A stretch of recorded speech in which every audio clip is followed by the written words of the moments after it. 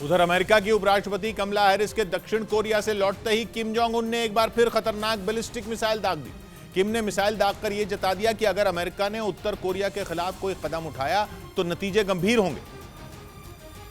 मतलब साफ है कि किम आर पार के मूड में है और न तो उन्हें दक्षिण कोरिया का डर है और न ही उसका साथ दे रहे अमेरिका का। इसीलिए किम के आदेश पर यह बैलिस्टिक मिसाइल ऐसे वक्त में दागी गई जब कमला हैरिस को सोल से निकले कुछ ही घंटे हुए थे। ये इस हफ्ते उत्तर कोरिया की ओर से दागी गई तीसरी बैलिस्टिक मिसाइल थी और किम को तो दुनिया इसी सनक के लिए जानती भी है। ऐसे में किम के इस कदम को उकसावे की कार्रवाई के तौर पर देखा जा रहा है। हालांकि इस बात की जानकारी सामने नहीं आ पाई कि उन्होंने कौन सी बैलिस्टिक मिसाइल दागी, लेकिन उनकी इस हरकत से कोरियाई प्रायद्वीप में तनाव बढ़ना तय माना जा रहा है, क्योंकि उत्तर कोरिया ने समंदर में जिस ओर अपनी मिसाइल को लॉन्च किया वहां अमेरिका, दक्षिण कोरिया और जापान की बड़ी मिलिट्री ड्रिल चल रही है,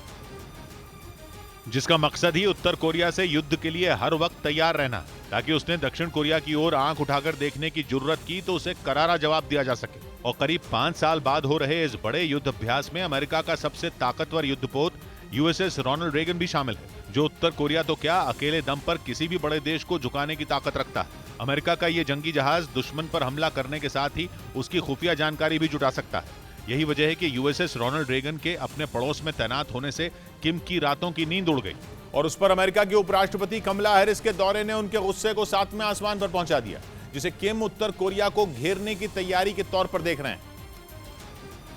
इसीलिए उनके दौरे से ठीक पहले और उनके सोल से लौटते ही बैलिस्टिक मिसाइलें दागकर किम ने यह दिखाने की कोशिश की कि वो किसी से नहीं डरते और अब तो वो अपने देश को परमाणु हथियारों के इस्तेमाल की खुली छूट भी दे चुके हैं। साथ ही उन्होंने ये भी साफ कर दिया था कि वो अपने परमाणु हथियारों को खत्म करने के लिए किसी भी कीमत पर समझौता नहीं करेंगे। अमेरिका खुद चेतावनी दे चुका है कि किम कभी भी न्यूक्लियर टेस्ट कर सकते हैं और अब तो दक्षिण कोरिया इस टेस्ट की तारीख तक बता चुका है। उसकी खुफिया एजेंसी के मुताबिक किम 16 अक्टूबर से 7 नवंबर के बीच परमाणु परीक्षण कर सकते हैं। हालांकि उत्तर कोरिया ने 2017 के बाद कोई न्यूक्लियर टेस्ट नहीं किया है, लेकिन इस साल जिस तरह से किम ने बैलिस्टिक मिसाइल दागने की रफ्तार बढ़ाई है, उससे एक और परमाणु परीक्षण की आशंका बढ़ गई है, क्योंकि इस साल उत्तर कोरिया अब तक 30 से ज्यादा मिसाइल टेस्ट कर चुका है, जबकि इससे पहले उसने 2019 में सबसे ज्यादा 25 मिसाइल टेस्ट किए थे और इसी साल 24 मार्च को उसने हवासंग 17 नाम की अपनी सबसे बड़ी इंटरकॉन्टिनेंटल बैलिस्टिक मिसाइल का टेस्ट करने का भी दावा किया था। यह ऐसी मिसाइल है जिसके बारे में कहा जाता है कि वो एक साथ कई परमाणु बम दाग सकती है। दावा तो यह भी है कि अमेरिका के न्यूयॉर्क और उसकी राजधानी वॉशिंगटन डीसी तक कहर ढा सकती है।